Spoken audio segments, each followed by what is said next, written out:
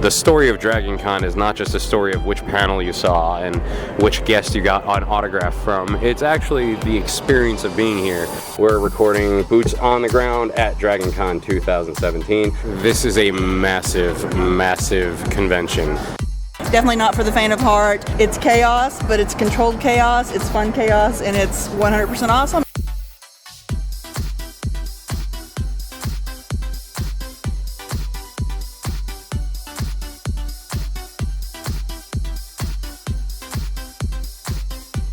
Alright, so we are sitting in a hotel room, an undisclosed location at Dragon Con 2017 with video game royalty, Lord British, Richard Garriott, and Starr, and we're going to talk all about Shroud of Avatar. I hope. Yep. That's okay Yeah, with you guys. sure. Absolutely. But if we want to maybe start a little bit earlier than Shroud of Avatar, you guys have kind of been around for the entire phenomenon that is video games. We've seen all different iterations of video games, and we're seeing it change a lot even now, moving away from sort of the console era, which is slowly kind of fading out, moving into the app era. Where do you guys land on how much video games have changed? Are you happy about the direction it's gone in? What would you like to see maybe coming down the road that you guys might be able to affect and make happen? Well, let me talk about the way back, and he can talk about the coming down the road. Okay. And he actually just gave a talk about that this morning. But what I find interesting about the total history, of course,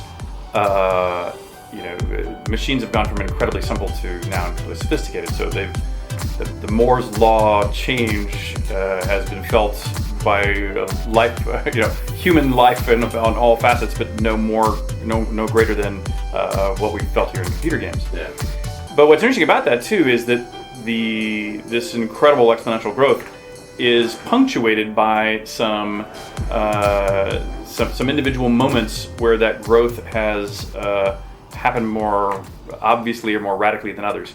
And what's interesting about that in games is that while the machine speeds get faster and faster and faster, and games sort of become better and better and better associated with the things you can do with them become better, there's this odd side effect that in my mind has kept games trapped in what I would describe as their infancy or in coming back to the same very simple gameplay.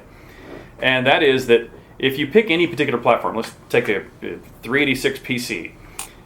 Somebody might make a great first-person shooter on a 386 PC, and it might sell well. And then to compete with that game, you would have to make a game that was more sophisticated. But if the hardware's not that much better, more sophisticated means more depth.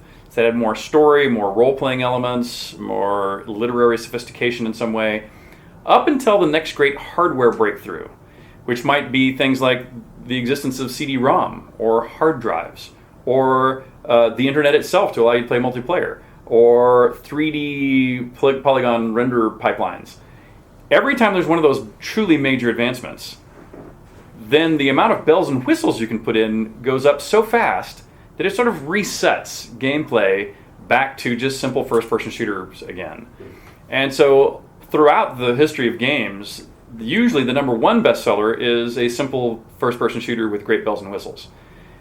During the stability of platform, games get more interesting in my mind, because that's when you begin to see games that actually experiment more with why am I here? What am I here in this virtual world to do that is actually both more fun and meaningful to the human existence, more literary from that standpoint. But because I think this cycle's nowhere near finished, I think that we still have many cycles, perhaps decades even, of seeing us have to fight to get beyond the first-person shooter.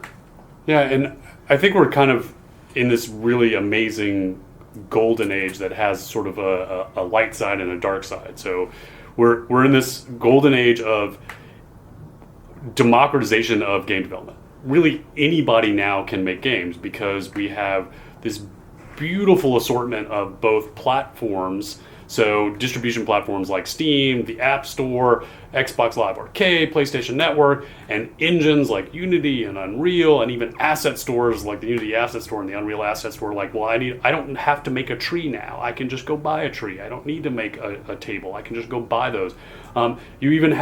You don't even need traditional funding. Like, you don't need investors. You don't need publishers. You can do crowdfunding, right? So, and it's even happening in hardware with things like Raspberry Pi, where you can even make new hardware now. And it's this beautiful time where anybody can make games. But that's also the terrible thing. Everyone makes games. So now we are literally making more games than there are consumers.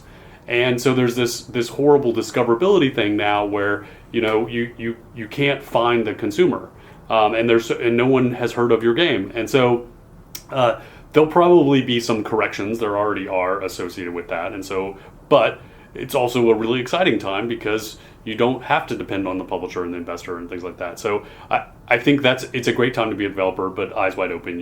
Everyone else is doing it too.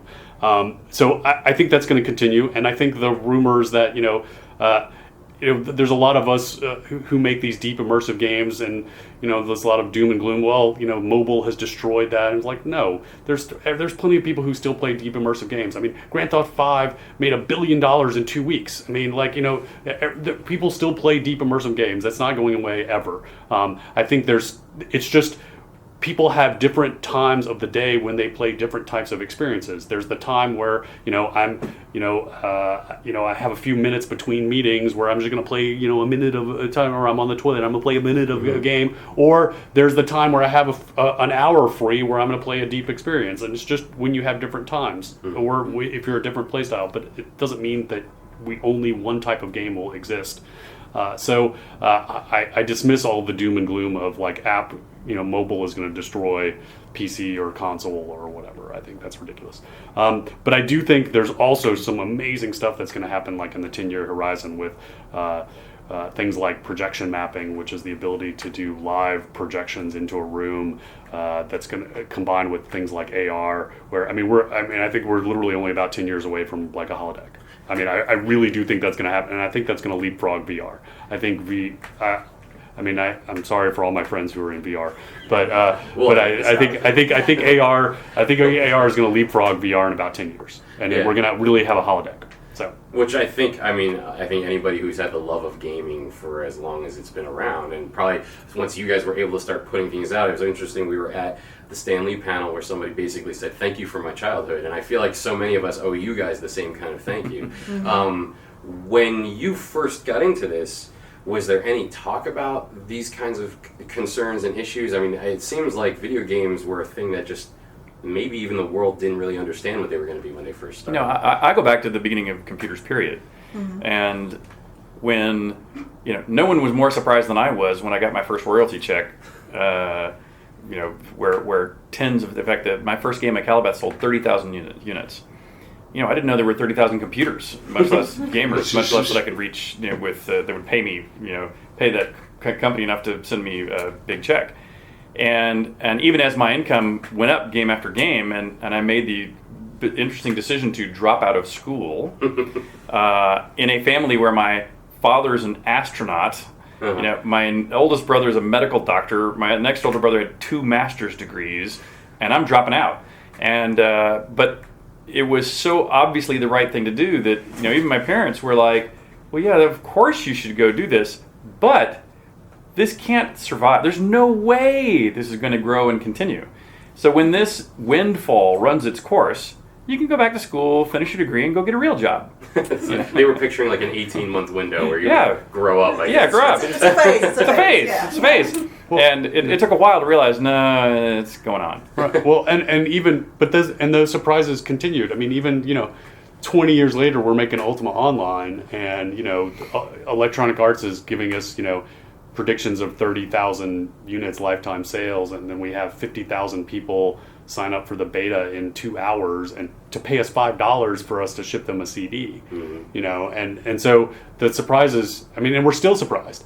With Shroud of the Avatar, we're the second highest crowdfunded video game ever, and we're like, wow, crowdfunding really works. Like, because before you do it, how would you know that it would work? Yeah. Right. You know what I mean? We were literally in uncharted territory. Yeah. And so, and by the way, scary uncharted territory, because at least from my perspective, I thought, if we're pitching the spiritual successor to Ultima, which I think has value. Right. But if it didn't work in crowdfunding, there was no chance to go back to EA or others and go, please, none of the players wanted it, but don't you? Our audience already said no, but let's give it another try. Let's give it a try. The audience And does so want I actually it, literally yeah. thought it could be the end of my career. Wow. I mean, I Wow. truly believed I was betting my career on a complete unknown with will crowdfunding work. Yeah.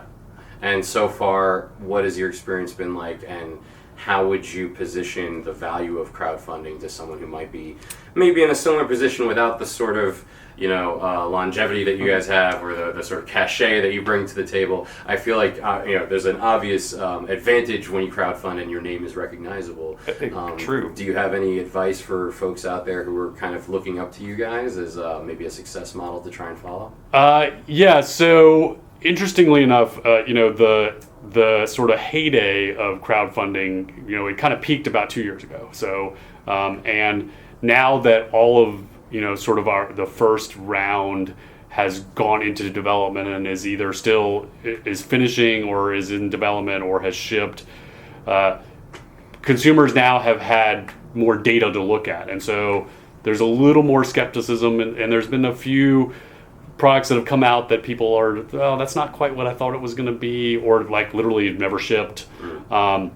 And so there's a little bit more skepticism in the marketplace than there was before. And so not quite as much money is being spent in crowdfunding. And so it's a lot harder if you do not have a pedigree. And mainly that's because consumers are, I would say rightly so, a little more skeptical about, well, have you done this before? Like, what's your experience level?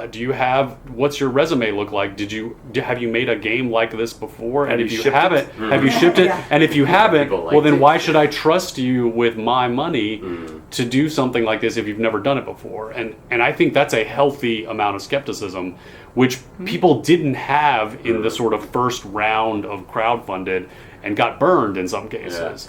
Yeah. And so, but with that said, I think that if you have a really good idea that is contained in scope, unlike ours, which is, we want to do everything. But if you have a product that's contained in scope, and you have a decent plan, and you've got some experience on your team, And you can at least build a good demo. right? And you start your with own. a good demo. Like don't start a crowdfunding campaign unless you have a prototype that you can show off, and some cool art that looks very pretty, and some people who are good on camera. You got to be good on camera, and you got to be relatable. Then you have a decent chance, and you got to be honest.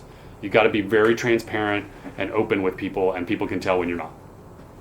All good things to remember out there. You Yeah. know, I think even for people in media who are probably trying to do the same thing, it's sort of like we'll show you a little bit about what we do and then help us do more.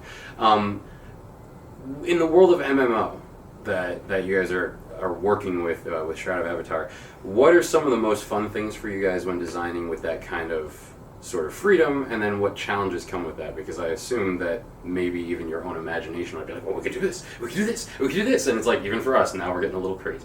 What's it like working in that space, and what are you excited about? Well, I think one of the most fun things from my standpoint is observing unexpected emergent behaviors. And even that phrase, emergent behavior, something came out of UO. I don't remember anybody speaking that term until it began to happen. And inevitably, we will put things in the game that we think are to have one use, and that will often be ignored or underwhelming, and yet people will find some other use for it. Those emergent behaviors are the good side. The dark side, to me, is how fragile the systems can be. Think about trying to manage the global economy. There are people who do this professionally, and frankly, they all still screw it up, right? So the global economy is, regularly, every 10 years, there's a major cratering event. Yeah. And the same thing's true in the virtual world. We can make what we think is innocuous little tweak that we think will be very helpful, and, a cascade of calamities will occur. And then of course people think you're the most evil, horrible people on the earth that have ever existed, and we really thought we were here to help. Yeah, and I'll echo that.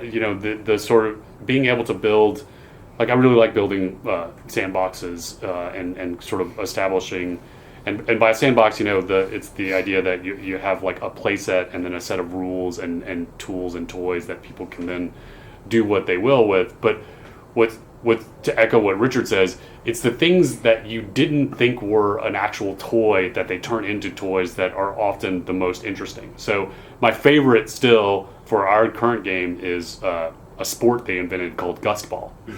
And what it's based on is, so we have schools of magic, and one of the schools, and they're based on what you'd expect, like the elements and life and death, and so one of the schools is air. And the first spell you learn in there is a spell called Gust, and it's what you'd imagine. It's like you push your enemies away from you, and you do a little bit of damage, but it's mostly about moving them away from you. And we have a pretty sophisticated house decoration system. So what the players did is they would build a court by putting various objects around to establish the perimeter of the court, and one player would volunteer to be the ball. And then they would break into teams, and they would push that player around the court, and then there was a referee, and he would keep score how many times that player got pushed into the goal. And awesome. And then they organized like leagues, and then they took we had built again through the community. The players had established a web radio station, and and the web radio station was attached to a 3D object that they could place in the game that would stream the web radio station. And so they used that to broadcast these sporting events of the league of the Gust Ball. Again, in establishing this, so we eventually were like, well, instead of a player, why don't we make you? Because you could also use the Gust on pets, and so at one point they were using like dogs and cats. And we're like, okay, this is a little. So why don't we give you a Gust ball? So we made them a little ball, and then we've made them a court. But there's a league in the game, the Gust Ball League. Next, we're going to actually make them jerseys, so they can do. But again, this was all from what was not supposed to be a toy. It's a combat spell, but they made a toy out of it, and then a sports league, and again, it's all this emergent behavior, and so that's the good part. As far as like the downside, it's what you would expect of the dark side of humanity. So people, there's the anonymity that people have in online spaces. It's easier for them to express the darker sides of their psyche, and they say things that they wouldn't ever say to someone face to face. But that's always been true. That's true of any online community. And so all that takes is, very clear rules about what's acceptable and what's not, and being willing to enforce those, which we are, so that's I love online communities, and we have an amazing one, and I don't ever want to make games that are not involved with multiplayer and building communities, but that they have that dark side, and you just have to moderate it and maintain it and keep a healthy thing, and so that's the dark side. Awesome. Do you guys have a favorite game that is not one of the ones that you made? Do you guys have a favorite game that you like to just when you take a break? I just decompress and play my favorite whatever. Well, I do most of my gaming on this device these days. I happen to be back into, after a long lull, playing Pokemon Go again. Ooh, you're in a good place for that. And I am level 30. I'm a 32. Ooh. Wow. Now we have to take pictures after this. Yeah. And but I tend to play mobile games on my phone just for practicality reasons. But in the PC space, I can name all the games I've loved on less than two hands. Started with the games I've played to completion that I didn't write are Myst, the original Command & Conquer, the original Warcraft. I played 25 levels of Worlds of Warcraft. Doesn't really count, but there's no real end. Medal of Honor, the original Medal of Honor, the original Battlefield 1942, and that's about it. PC game. I only see a PC game about once every 2 years that I really play to completion, and I have a similar list of about a dozen that now on mobile for the last 5 years. I made a commitment to myself many years ago that I would play a game every day. Oh, nice. So I at least spend 15 minutes playing a game every single day. It's much easier now that mobile exists. Mm-hmm. That was harder to maintain that commitment before mobile gaming. Yeah. And so My currents are Walking Dead: Road to Survival. It's the kind of shooter strategy. It's kind of an XCOM 2 kind of style game. Like you have a little squad and you shoot zombies and you level people up. So I've been playing that. Hearthstone, still play Hearthstone a lot. Just finished, me and my daughter who's 7, we just finished Monument Valley 2, and then I went back to Monument Valley with her. So we kind of played that together. Yeah. Just finished Dishonored 2. Loved both Dishonoreds. Fallout 4, I've loved every single Fallout. I mean, I just love that whole universe. Like, just seriously, just in love with that whole dystopian, you know, but with humor, like super dark, retro 50s future humor. And they do a lot of that sort of crowd or user generated stuff in the Fallout world as well. Yeah, all the mods that people have done. Yeah, it's amazing. And played World of Warcraft, Elder Scrolls Online, City of Heroes. That's still just one of my favorite MMOs ever was City of Heroes. They just totally nailed what it felt like to be a superhero, like flying around the city and jumping off buildings, and just fantastic. Diablos, I loved all the Diablos. StarCraft. That's probably enough. I could keep going. But so lots of games. I play games, but the important thing is I play games every day, and those are all the games that I've played a lot of.